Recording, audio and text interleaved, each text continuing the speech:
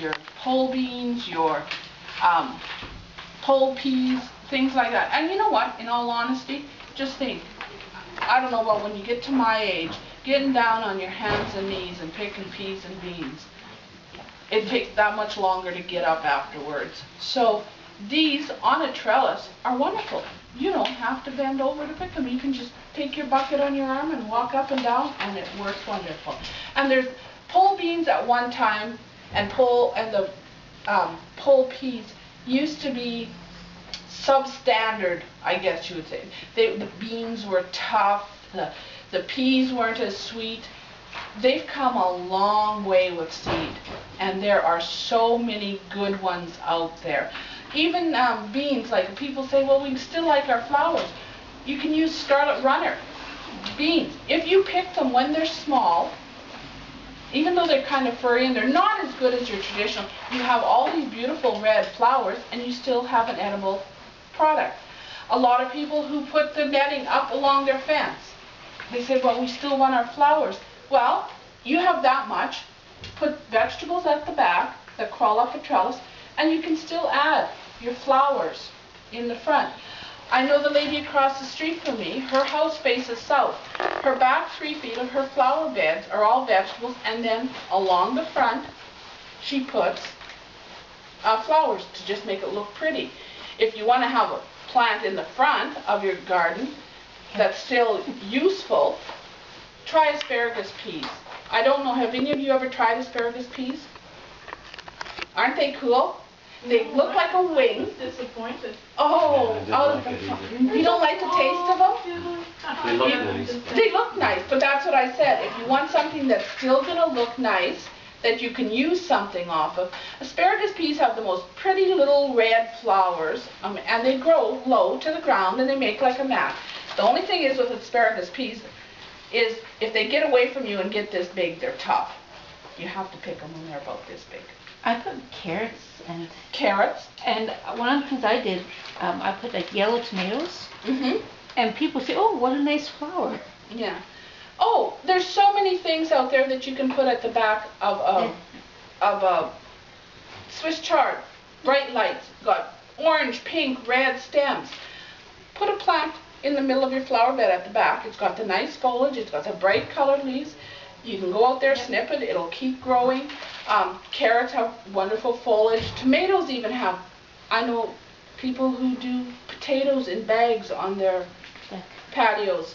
And you can get potato bags now, if you can believe it. That the potato grows out of the top, and it's got a little door in the bottom.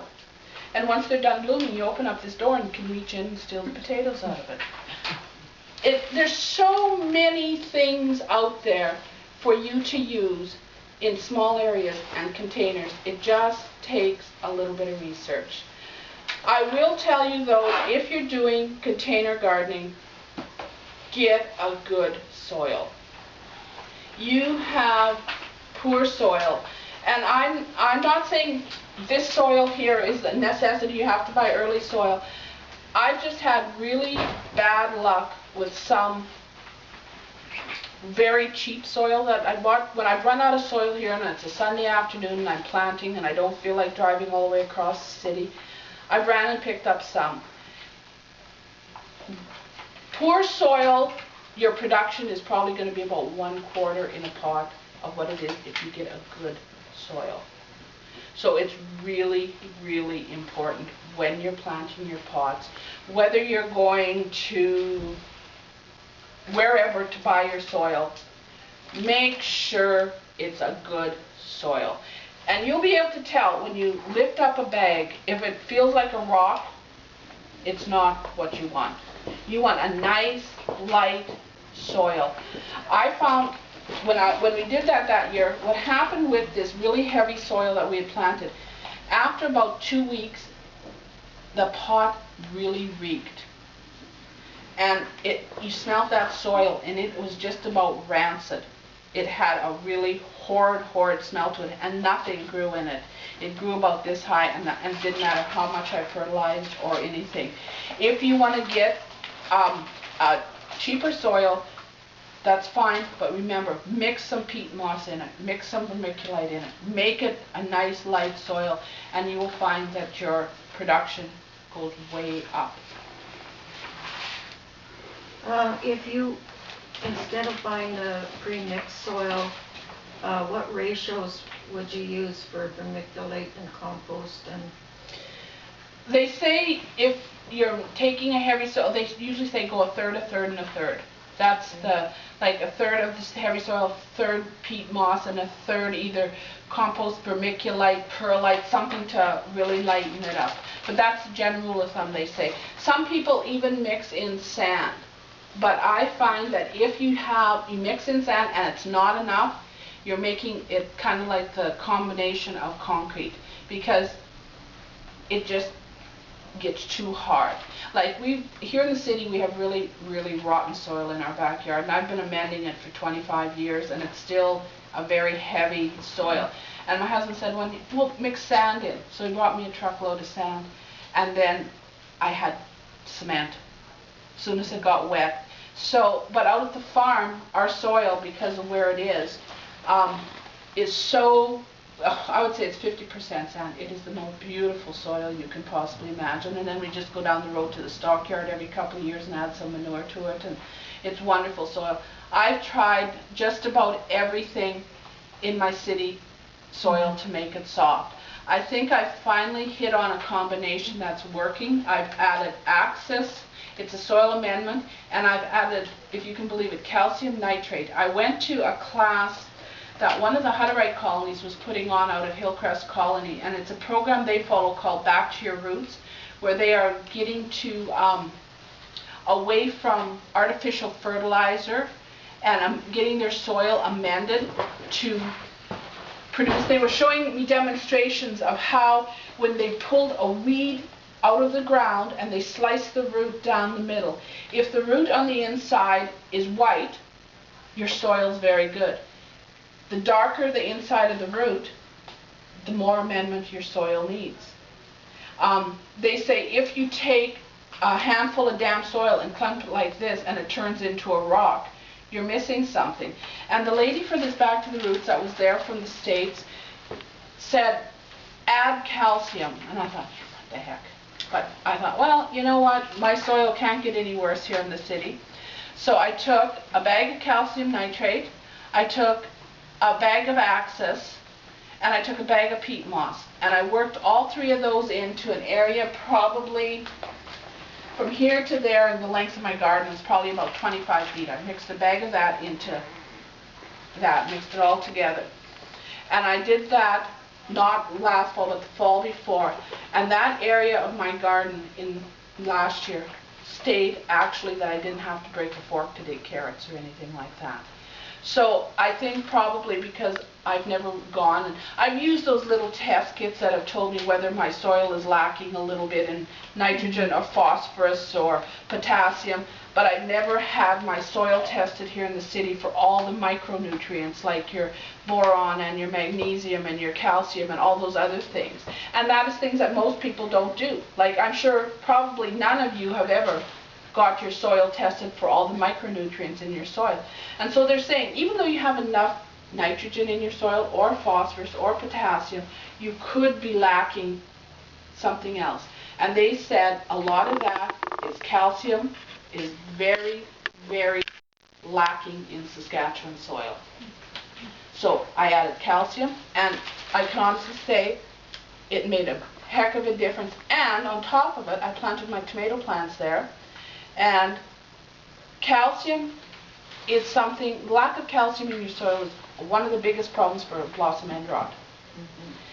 So with mixing that bag of calcium in there, I never had any blossom end rot last year, and I've always had a horrid problem with it.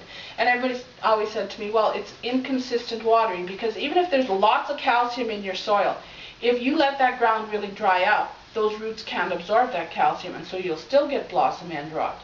But last year, I've been pretty meticulous about keeping my garden evenly watered and everything here, and I still got blossom end rot, so I thought, well, calcium is lacking. So I added the bag of calcium, and I added the peat moss, and I added the Axis, and I had beautiful soil, I got probably 3 times the amount of tomatoes off that area last year, or the same amount of plants as I did the year before. So, you know, unless you want to take the time to take soil samples, take it to the university and all of that, it's not going to hurt. Those things aren't expensive to add into your soil, and it made a big difference in mine. So this year, I'll add a little bit more of each to that area because I'm sure it was severely lacking, and then I'll move out another 6 feet because I want to do kind of an experiment of put some over here and some over there to see if it really makes a difference. But if last year was any indication, it's a big, big deal. And I learned that back to the roots. Dig up a big weed, leave a big weed grow in your garden and dig it up and slice the root down the middle. And if it's white, your soil has the nutrients it needs. If it's dark brown or darker brown, you're lacking something in that soil. Any questions? What is that access? What is that? It's actually listed as a soil amendment. Okay. And that's, it's pricey that you couldn't put 25 bags on your garden to bring it up to some. But I figure if a person starts in a small area of their garden and every year does a little area, mixes it in and everything. Because I've always added manure, I've always added peat moss, but my soil was still always so heavy and so, like, I don't know how many pitchforks we've broken digging carrots and parsnips and stuff out of the garden because it was just so hard.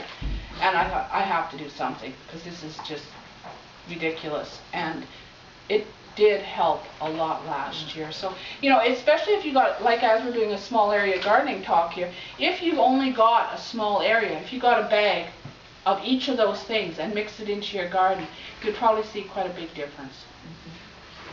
So would you put the calcium and the excess in pots too then? No, no, because most soil, or most, I don't know if she brought any, did she bring any fertilizer down here? Oh, here. If you look at most fertilizers have your nitrogen, your potassium, and your phosphorus in. But if you look farther down, they have iron, they have boron, they have magnesium, they have all those other things in it as well. So usually with a pot, and with a pot you tend to, I don't know if you keep your soil in your pots from year to year, or if you just take them out and dump them upside down in your garden and get new soil the next year. We have been dumping it, but... Yeah, and what I find, when you're putting new soil in every year and you're fertilizing like you're supposed to, because most soil does come with some fertilizers in it, I find that they don't tend to lack the nutrients as what it happens in a garden. Like when you're putting well-rotted manure in your garden, that's great, you're getting lots of nitrogen and everything, but you're not getting the other nutrients. Same as when you're putting phosphorus into your garden, you're getting phosphorus, but you're not getting your boron, your magnesium, all these other things. And even though a lot of gardens, you'll find if you're lacking boron in your soil, your beets are pale. If you cut open a beet and it's kind of, you know how beets are supposed to be nice and red and everything. If you cut it open and it's pale, that means you're lacking boron in your soil. So, but we found that calcium is something that I was really lacking. And where I have my garden, it's not our farm, it's a friend of ours, and he just, because he's a farmer, he likes to explore things. So he sent off to Ottawa. He didn't take it to the soil testing lab here. He sent the soil test off to Ottawa. And the calcium at the farm, like they send you a list of your graphs, and if you're lower like this, the calcium at the farm was way up here. That's probably why we never have a problem with blossom end rot or anything out there. The calcium was way high, but the soil out there, even when it's damp, you can pick it and you can just go like that and it just trickles through. And that's what the lady from Back to the Roots said, that if you're lacking in phosphorus and calcium in your soil will tend to be hard. So she said give it a good feed. And you can get, like people think, oh, fertilizer, it's so expensive. But if you're working it into a garden, you can get high phosphorus farm fertilizers that we sell here like in 20 kg bags that aren't very expensive at all. Just sprinkle it on your garden and work it in and it helps.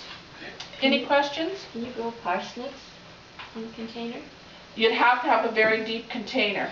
We do, like this would work, we do have a new parsnip in, this year, it's called Albion, it's not on those sheets. I grew it for the first time last year at the farm, and you know how parsnips will grow about this long, but the bottom half of the parsnip is maybe the size of your little finger that really you can't do anything with. These Albion at the farm last year were a nice size on top, and they got about this long. They never had that long extra tail. So you could, they'd probably go just about right to the bottom, but yeah, and you've got nice foliage with parsnips too. With that size of a container? Yeah, but you'd put them in, more in the middle. You wouldn't put, you could maybe put some lettuce or something around the outside, but you could, yeah. So how many could you put in? Oh, well, you could probably put about, I would say 10, 15 seeds in the center of it and go like that for when they get bigger. And you know what's really nice if you grow parsnips in a pot, because parsnips really like to be frozen, like get a frost first to make them sweeter. In a pot you can just leave it out there and don't have to worry about it. Our parsnips, the 150-foot row at the farm, is still out there buried under straw. We left it out there for the winter. We're going to see how it grows for next spring. So, any questions? I was thinking of doing some of the upside down hanging containers. The same rules apply for those, or are they a little bit different? Those for like tomatoes? Yeah, tomatoes, Oh, maybe some peppers or cucumbers. okay. The most important thing, and I've tried them. Mm-hmm. Do you have an area to hang them that is not windy? It's warm and sunny, but I... Yeah. What I did one year is I did 4 of them. The first, like, and where I hung them, the 2 at the back were kind of protected by the building and protected by the fence. They were good. The 2 that were farther up the building, the first heavy wind snapped. So unless you have an area that is out of the wind, they work beautiful. Like the 2 that did make it, oh, I can't imagine how many cherry tomatoes we got off them. But the wind will snap them right off at that base. So if you've got a very calm area, protected area, they work great. Then another thing though, you have to fertilize and water lots. But yeah, okay. Hi. When you're talking about soil there, a few years ago I was able to get some, a guy called it either